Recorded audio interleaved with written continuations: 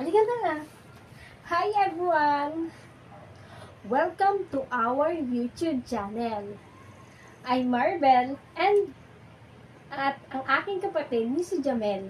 Ngayon po ay ibabahagi ko sa inyo ang buhay vlogger namin dalawang magkapatid. Halika dito, tingin ka sa camera, please! Please! Please! Ayan.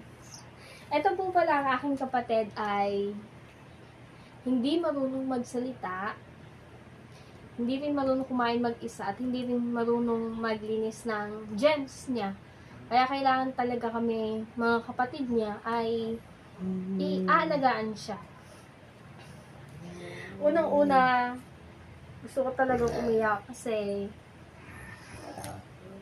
nagpapasalamat ako sa Diyos kasi kahit na special child yung kapatid ko, kasama pa rin namin siya. Yun yung pinaka blessing sa aming mga kapatid niya. Kasi yung mga kasabayan niya dati, nung napunta sa ospital ng PGG, yung mga kulang sa buwan, tapos yung nasobrahan sa incubator, siya lang yung bukod-tanging nabuhay noon. Hanggang ngayon, siya lang yung lahat ng bata ng mga kasabayan niya noon. Pasalamat kami kasi kahit ganito yung buhay namin na nahihirapan kami na alagaan siya, na sometimes may isip ko na lang na sobrang hirap kasi kami magkakapatid lang yung nagtutulungan para ma-survive, tapos maalagaan siya. Bito yung kapatid ko isa kasi mag-aalaga sa kanya kasi hindi siya marunong magsalita, kumain, tapos mag-gems. Niliyak ko po. Siya po ay 18 years old na. Then, ayan, tulad nito, etong area lang na to niya is, dito lang siya naglalaro. Kaya, sometimes, hindi rin naman siya na ililibot namin kasi, ayan, sobrang nagpapasalamat kami sa Diyos kasi, ano ba yan?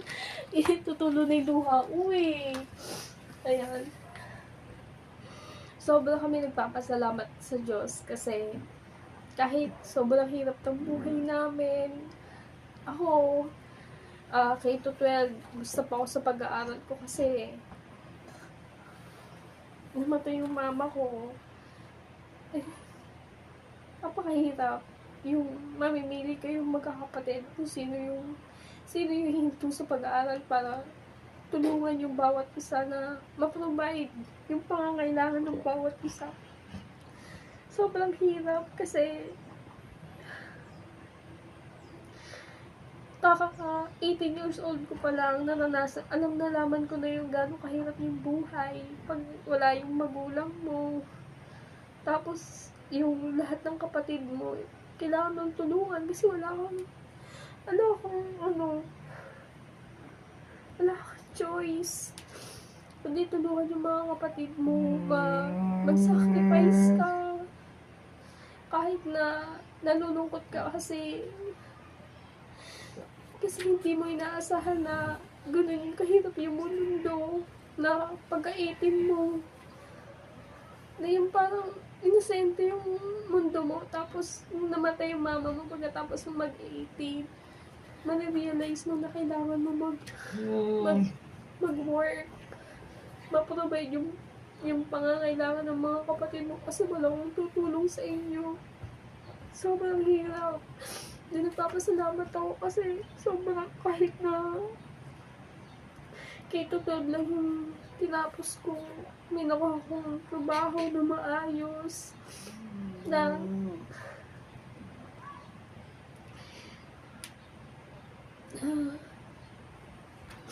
nakaraos sa amin. Sobrang ala kaming bahay noon, nakikitira lang kami. Pero ngayon, ito, sobrang saya ko kasi hindi kami nagsisiksikan. Then, hindi namin nararamdaman yung mga hirap ng buhay. Masyado yung pag-umuulan. Hindi ka makakatulog kasi bumabaha. Pero ngayon dito, grabe. Yung kahit umuulan siya, hindi na agad-agad papasok ng tubig sa bahay niyo. Ganun, ganun, ganun ka, ganun kasarap or hindi kasarap eh. Mali yung term. Ganun ka sarap sa feeling. Yung kahit na nagsakripisyo ako ng 7 years, nito ako sa pag-aaral, tapos binuhay ko sila. Pinag-aaral ko yung iba. Hindi naman na ano ba yun, umuuwa ako. Intro namin to eh. Nakakahiya. To be continue. Bye-bye.